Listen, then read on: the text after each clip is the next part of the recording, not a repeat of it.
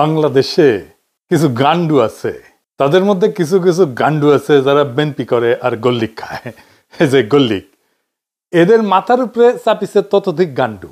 এই গান্ডুগুলা পাবলিকের শান্টিং খায়, চান্দাবাজি আর ধান্দাবাজি করতে যায়, আর সেই রাগ ঝাড়ে আমার উপরে। ভাবতে এমন আমি তাদের ক্ষমতার বাড়া ভাতে ছাই দিছি। শোনেন ভাইজানেরা, ক্ষমতা ছেলের হাতের মোয়া না যে চাইলেই পাওয়া যায়। দিল্লি হনুজ দুরস্ত, আগে যান ক্ষমতার, তারপর কোয়েন যে আসিছি। যেই দলের নেতা কর্মীরা চান্দাবাজি কইরা টাকা কামায় আর চান্দাবাজি করতে না পারলে পেটে ভাত জোটে না, তারা আমার পেজে এসে লেদান, লজ্জা লাগে না?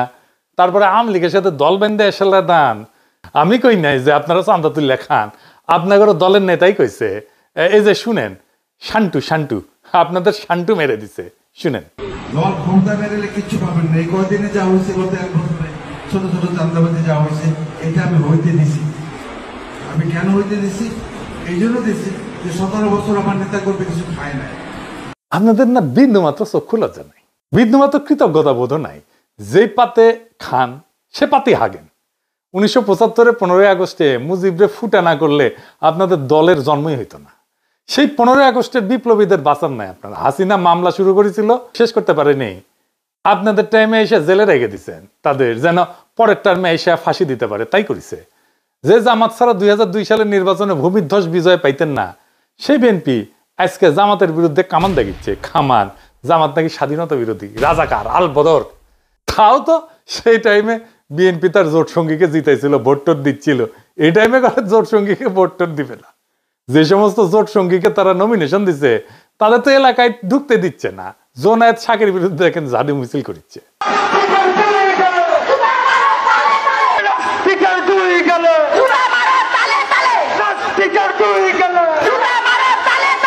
জোনায়েত শাকিরের নমিনেশন দিবে বিএনপি, তাই মানে তাতেই ওদের পুচ্ছে আগুন ধরে গেছে। নূরের পটুয়াখালীতে নমিনেশন দিয়েছিল বিএনপি, তারপরে নূর গেছে এলাকাত ক্যাম্পেইন করতে। এলাকায় বিএনপি নেতা কর্মীরা ওরে অবরুদ্ধ করে রাখছে। যতগুলো আসন বিএনপি তার জোট সঙ্গীদের দিবে না, সব কটাই একই ঘটনা ঘটবে, আর ওই আসনগুলো হারবে বিএনপি। যাই হোক, যেটা নিয়ে আলাপ শুরু করবো কইছিলাম, কি ঘটিছে গত পরশু সেটা নিয়ে কথা বলি। কেন ওয়াকারের চোখে অশনি সংকেত দেখেছি আমি পরশুর ঘটনা, ক্যান্টনমেন্টে যেটা ঘটেছে। ঢাকা ক্যান্টনমেন্ট থেকে 46 ব্রিগেডের 8টা এপিসি মুভ করে জিয়া কলোনি থেকে বাইর হয় 11ই অক্টোবর রাতে 1:30 থেকে 2টার মধ্যে ঘটনাটা ঘটে। 4টা বাইর হয় আর 4টা বাইরে থেকে ভিতরে ঢোকে। এপিসি মানে জানেন তো, আর্মার্ড পার্সোনাল ক্যারিয়ারে যে এটা, এইগুলা এক একটা এপিসির সাথে 2টা করে জিপ বোঝাই সৈন্য ছিল। তার মানে একটা সময় 8টা এপিসি আর 16টা জিপ মুভ করেছে সিভিলিয়ান এলাকায় ক্যান্টনমেন্ট থেকে বাইর হয়ে। শুধু এইটা না, একই সাথে এয়ার ডিফেন্স আর্টিলারির সামনে ট্রুপস ডিপ্লয় করা হয়েছিল। জড়ো হয়েছিল ট্রুপস, কি কামে আর্মি জানে। 2 নাম্বার, আর্মি চিফের বাসার সামনে এক্সট্রা ট্রুপ ডিপ্লয় করা হয়েছিল, স্বাভাবিকের চাইতে বেশি। কেন আর্মি জানে। 3 নাম্বার, ক্যান্টনমেন্টের রাস্তায় যে ব্যারিকেড থাকে না, দেখেছেন তো যাওয়ার সময় ব্যারিকেড থাকে, ও ব্যারিকেড গুলো সরাই ফেলা হয়েছিল। ব্যারিকেড সরানোর মানে হইতেছে যেন দ্রুত ট্রুপস এবং যানবাহন মুভ করতে পারে। এটা ছাড়া তো আর কোনো কারণ নাই। আমি এটা যেভাবেই হোক খুব অথেন্টিক সোর্স থেকে জানিছি, এটা লাইভ করি, এবং আমি আশঙ্কা করি যে এটা একটা কু অ্যাটেম্প হইতে পারে। কেন এটা কু অ্যাটেম্প হইতে পারে? এটা 111 যে হইতে পারে, এটা তো বিএনপির মির্জা ফখরুল বহুবার বলছে। এই যে দেখেন পত্রিকাত বাড়িছে, এইটা সাহেব শুনে দেন নিজের মুখে কি কইছে। আমি সব কথা সব জায়গায় খুলে বলা যায় না, কিন্তু আমি আশঙ্কা করি যে আমরা যদি ঐক্যবদ্ধ না থাকি, আমরা যদি সতর্ক না থাকি, তাহলে যদি 1-11 মতো ঘটনা ঘটা এখানে অস্বাভাবিক কিছু নয়।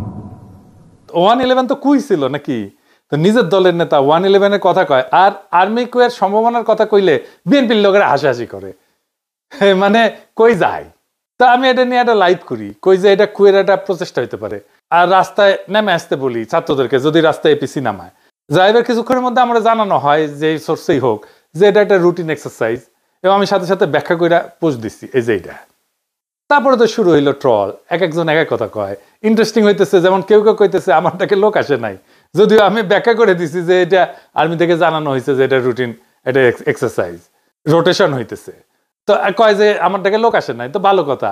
আবার একই লোক আমারে কয় যে আমি মব স্টার, তা আমার কথায় যদি লোক না আসে তাহলে আমি মব কেমনে তৈরি করি? আর আমি যদি মবই তৈরি করি তাহলে আমারটাকে লোক আসবে না, এটা কেমনে হয়?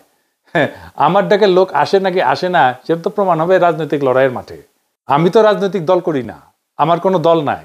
যাদের দল আছে তাদের ডাকে কেমন লোক আসে ওটা আমরা দেখেছি, ওই অ্যাডম আমরা দেখেছি গত 17 বছর। খালেদা জিয়ার বাড়ির সামনে বালু ট্রাক সরানোর লোক পাওয়া যায় নাই। হ্যাঁ, আর এখন হ্যাডমের একেবারে হারকিউলিস হয়ে গেছে।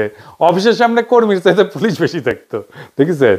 সাধারণ মানুষকে রাজনৈতিক কর্মসূচিতে সম্পৃক্ত করার, আকৃষ্ট করার ক্ষমতা একজন রাজনৈতিক দলের বাইরের ব্যক্তি হিসেবে খুব অল্প কয়েকজন মানুষের আছে। খোদা তাআলার কৃপায় তার মধ্যে তালিকার নিচের দিকে হইলেও আমার নামটা থাকবে, একদম শেষ দিকে হইলেও থাকবে। কতদিন থাকবে জানি না, যতদিন সাধারণ মানুষের কথা বলবো ততদিন তো থাকবে, আশা করা যায়। আর ওই শক্তি যখন মাঠে দেখাবো তখন ওই ঠাপের ব্যথা 1 সপ্তাহ যাবে না, কলে কয়ে দিচ্ছি সব জাউরাগুলোকে। যাই হোক, এখন আসেন দেখি কু করতে কত সেনা লাগে। মুজিবরে ফুটা করতে সাকুল্যে 300 সোলজার গেছিল, জিয়াকে হত্যা করতে গেছিল মাত্র 40 জনের একটা দল। একটা কু করতে বেশি লোক লাগে না রে বেকুবের বাচ্চা, গান্ডু। বাংলাদেশ ঘর পরা গরু, তা আমরা সিঁদুরে মেঘ দেখলে ভয় পাবো। 8টা এপিসি আর 16 জিপ সৈনিক যে কোনো দুর্ঘটনা ঘটানোর জন্য যথেষ্ট। নিজেদের একটা নৌবহর শান্তির সময় এক জায়গা থেকে অন্য জায়গায় গেলে শত্রু দেশকে ইনফর্ম করে সেনাবাহিনী, সিভিল প্রশাসনকে না জানায় গভীর রাতে এপিসির মুভমেন্ট, এটা কোনোভাবেই গ্রহণযোগ্য না। সোজা কথা, ফুল স্টপ। আমার আশঙ্কা যে এটা ওয়াকার একটা পরীক্ষা করেছে যে আমরা কেমন রিয়াক্ট করি। গান্ডুদের আফসোস যে এটা কেন পিনাকে আগে জানলো, তারা কেন জানলো না আগে? আগে জানবো কেমনে রে বেকুবের বাচ্চা? তোরা তো নিজের দলের নেতাকেই রক্ষা করতে পারিস, তোরা তো ঘুমেছিল যখন জিয়াউর রহমানকে খুন করে, হত্যা করে। চট্টগ্রাম ক্যান্টনমেন্ট থেকে ওই চট্টগ্রাম সার্কিট হাউস, এটা 10-11 মাইল না 12 মাইলের মতো না? এই 12 মাইল আসলো একটা গ্রুপ সন্দেহজনক ইয়েতে, কেউ খেয়াল করলো না। এই তো হইতেছে ইন্টেলিজেন্স। তো ঘুমেছিল কে তোরা? তো তো জায়গায় থাকলে কবার পারলুনি যে আমরা যাচ্ছি বাঁচানোর জন্য, যাচ্ছি আমাদের প্রেসিডেন্টকে? পারিস নাই তো। সজাগ থাকলে তো করবো। তো ঘুমাস তো, নাক ডাকে ঘুমাস, তা ঘুমানোর সময় আবার নাকও ডাকে তোকে। এডিটর সাহেব, নাক ডাকার একটা সাউন্ড দেন, ক্যাঙ্কা নাক ডাকে বিএনপির লোকগুলো, সেটা দেখিয়ে না। কেউ কেউ কইতেছে, আমি আরো কেন কনফার্ম হইলাম না, আর আমার কাছে তো রিয়েল টাইম তথ্য আছে সিভিল প্রশাসনের শীর্ষ পর্যায় থেকে। 46 ব্রিগেডের ব্রিগেড কমান্ডার মফিজুলের ফোনে 1000টা ফোন করা হয়েছে নানা মানুষকে দিয়া, আর মফিজ মিয়া ফোন ধরে না। তো আপনার কি মনে হয় যে সে ঘুমাইতেছিল? মোটেই না, ইচ্ছা করে ফোন ধরে না। এই সময় কি করা যায়, কি করা উচিত? চুপ করে বসে থাকা, কনফার্ম করা, আর কি করে ফেলবো? এই প্রসঙ্গে কর্নেল মোস্তাফিজের বক্তব্য শুনি, কি কইছে। পিনাকি তাকে দেখছেন না একটা লাইভ করতে, যে 46 ব্রিগেডে একটা মুভমেন্ট হয়েছে। হ্যাঁ, this is a routine movement, but এটা প্ল্যান করে এখন নিয়ে আসা হয়েছে। কাদেরকে থামানোর জন্য? যে ছেলেগুলা রাস্তা নামছিল বলার জন্য যে এই যারা গুম খুনের সাথে জড়িত তাদেরকে পুলিশের কাছে হ্যান্ড ওভার করে দিতে হবে, তাদেরকে যেন জেনারেল ওয়াকার বাঁচাইতে না পারে। এটা কভার করার জন্য একটা চিকন বুদ্ধি করছে। মানে আমি এটা কেমনে জানলাম?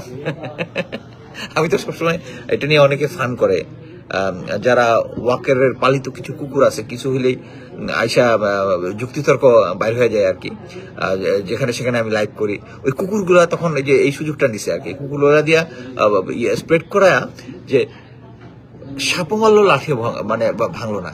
কি যে এই এপিসি মুভমেন্টটা ইচ্ছা করে এই টাইমে করা হয়েছে যেন এটা একটা থ্রেট হয়। সবাই যে গরম হয়েছে, আমি জাস্ট ভারমন্টের দিকে আইসা আলবেনিতে লাঞ্চ করার জন্য রেস্টুরেন্টে উঠছি, সাথে সাথে 4-5 জন আমাকে ফোন করছে যে এই হইতেছে হোয়াট ইজ দ্য নিউজ। আমি কয়েকজনের কাছে নিউজ দিলাম, তাদেরও কোনো রেসপন্স পেলাম না। অবশ্যই মনে হলো এরকম একটা হলে তো আমার 1-to-1 জানার কথা। হ্যাঁ, গ্যারান্টি। এই যে 46 ব্রিগেডের যে মুভমেন্ট হচ্ছে বিদ্রোহীদের কাছে চলে গেছে, এটি হচ্ছে মেইন জিনিস। এটা থেকে শিক্ষা গ্রহণ করতে হবে আমাদের জেনারেল ওয়াকারুজ্জামান, যে আপনি ইচ্ছা করলে কিছু একটা করলে পার পাবেন না, এবং এটা ভালো মতোই জানেন। বিএনপির গান্ডুগুলারে কই, শহীদ প্রেসিডেন্ট জিয়াউর রহমান ডিফ্যাক্টো এবং ডি জুরো মিলায় ক্ষমতায় ছিলেন 5 বছর 6 মাস 23 দিন। কয়া দিলাম, লিগে রাখেন। এর মধ্যে কু হয়েছে কয়টা জানেন? 19টা। শেষবার কু করছিল 24 ইনফ্যান্ট্রি ডিভিশনের জিওসি মেজর জেনারেল মঞ্জুর, যিনি একসময় জিয়ার অত্যন্ত ঘনিষ্ঠ মিত্র ছিলেন। সেইবার আর উনি সার্ভাইভ করতে পারেন নাই। কয়েক মাস পর পর একটা করে কু হইতো। গোয়েন্দা সংস্থা থেকে কিন্তু জিয়া রহমানকে সতর্ক করা হয়েছিল, কর্ণপাত করেননি। অ্যান্থনি মাসকারেনাসের মতে জিয়া ব্যক্তিগতভাবে মঞ্জুরকে গভীর সম্মান করতেন। চট্টগ্রাম ক্যান্টনমেন্টের সৈনিকদের অস্বাভাবিক মুভমেন্টের কথা জিয়াকে জানানো হয়েছিল, কিন্তু উনি গুরুত্ব দেন নাই। সম্ভবত আগের কুগুলা কাউন্টার করতে পেরে কনফিডেন্স বেড়ে গেছিল ওনার। পরের ইতিহাস তো আমাদের জানা। এরশাদের সময়ও কমপক্ষে 7টা কু হয়। রওনক জাহানের এই বই বাংলাদেশ প্রমিজ অ্যান্ড পারফরমেন্স, এইটাতে 7টা কুয়ের কথা বলা আছে। 11-তে তো আবার কু হয়। বিএনপি সরকারের ইয়াজউদ্দিনের ক্ষমতা কেড়ে নেওয়া হয়, সে তত্ত্বাবধায়ক সরকারের প্রধান ছিল।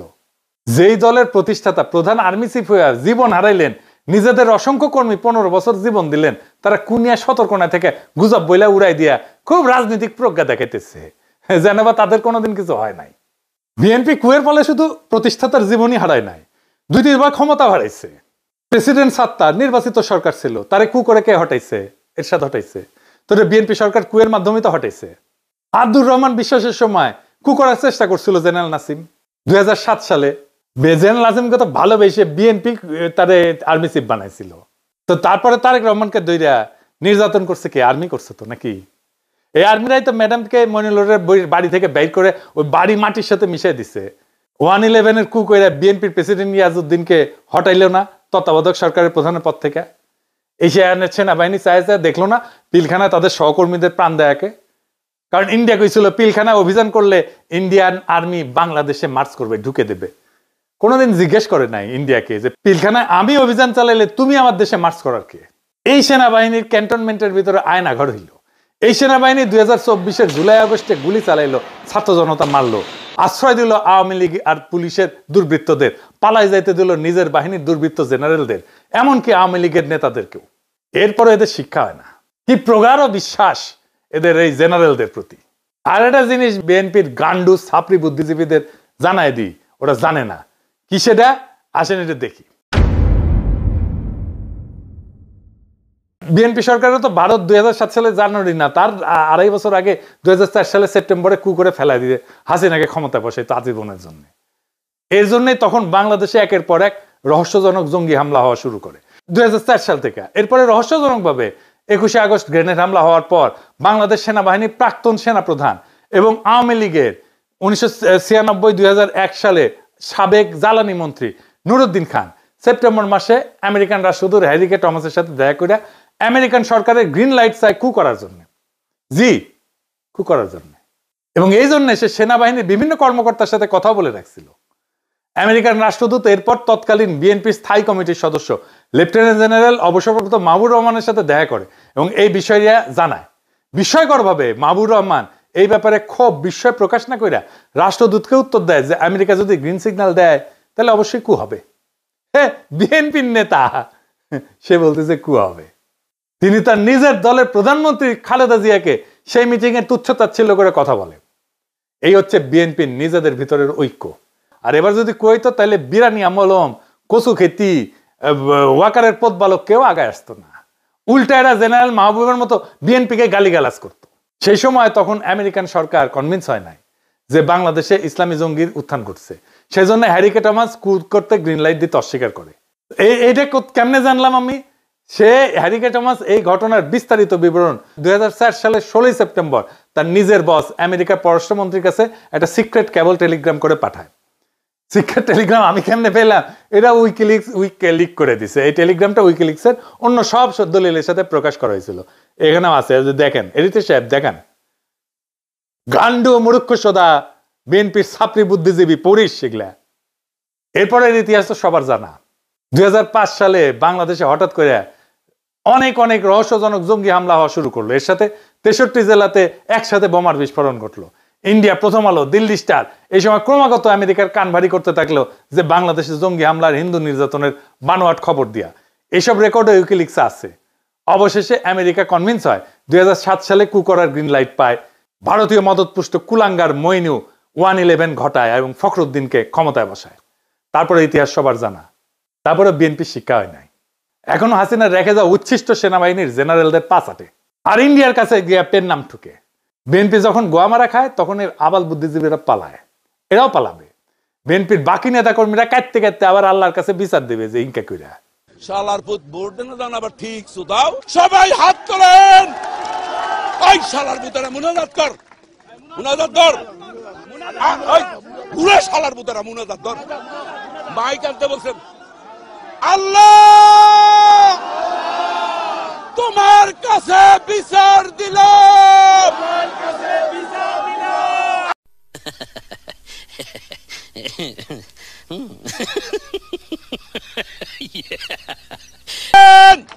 আল্লাহর কাছে ওই শালার বুতেরা দেন, শালার বুতেরা আরে বাড়াই দেওয়া হয় না। আল্লাহর কাছে বিচার রইল। ও ভাই স্লোগান দেন না, এবং স্লোগান দিবি মেলাম, এবং এইরকম বিচার আল্লাহ সহ্য করবে না। যার ওই তুমি ঠিক দাও কেন?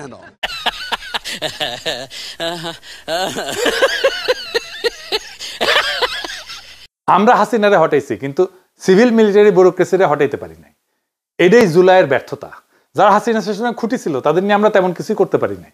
খুবই অল্প আমলাদের বিরুদ্ধে মামলা হয়েছে, বেশিরভাগ পলাতক আমলাদের বিরুদ্ধে মামলা হয়েছে। অথচ তার আতঙ্কে ছিল অক্টোবর পর্যন্ত 2024-এর। সাম্প্রতিক সময়ের একটা ঘটনা বলি, রাজনৈতিক ঘটনা। 2016 সালে এরদোগানের বিরুদ্ধে কু করার চেষ্টা করলো সেনাবাহিনীর আলট্রা সেকুলার অংশ। বাঙ্গুল্যান্ডের আলট্রা সেকুলাররা কিন্তু খুব খুশি হয়েছিল তখন।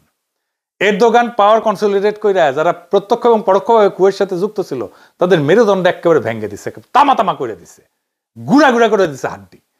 প্রায় 10,000 সেনাবাহিনীর অফিসার আর সৈন্যদের চাকরি গেছে, জেল হয়েছে। তদন্তে 20 লাখ লোককে জিজ্ঞাসাবাদ করা হয়েছে। সিভিলিয়ান আমলা সহ 1.5 লাখ লোকের চাকরি গেছে, জেল হয়েছে। এত লার্জ স্কেলে সিভিল মিলিটারি ব্যুরোক্রেসির পার্জিং আধুনিক কালে আর কোথাও হয় নাই। বাংলাদেশে এই একই কাজ করার দরকার ছিল। বাংলাদেশের মানুষের বিরুদ্ধে অপরাধ করার জন্য বাংলাদেশের সিভিল আর মিলিটারি ব্যুরোক্রেসির এভাবেই সাইজ করতে হইতো। খোদা তাআলা যদি তৌফিক দেন এই কাজ করব। দরকার হলে এরদোগান যে প্রসিকিউটররা দিয়ে এইভাবে সাইজ করেছিল তারে হায়ার করে নিয়ে আসবো বাংলাদেশে ইনশাল্লাহ। আমরা জানি 3 দিন আগে আইসিটি ওয়ারেন্ট ইস্যুয়ার করার পরে আর্মির টপ ব্রাস ক্ষুব্ধ এবং সম্ভবত শঙ্কিত। এই অবস্থায় আর্মির এত বড় একটা ট্রুপ মুভমেন্টের উপরে আমাদের নজর রাখতেই হবে দেশের স্বার্থে। এই মুভমেন্টে কোনো মিলিটারি চেষ্টা প্রস্তুতি হোক বা না হোক, সিভিল অ্যাডমিনিস্ট্রেশনকে এই মুভমেন্টের আগাম খবর না দেওয়াটা নিয়মের ব্যতিক্রম। এই মুভমেন্ট অত্যন্ত অস্বাভাবিক।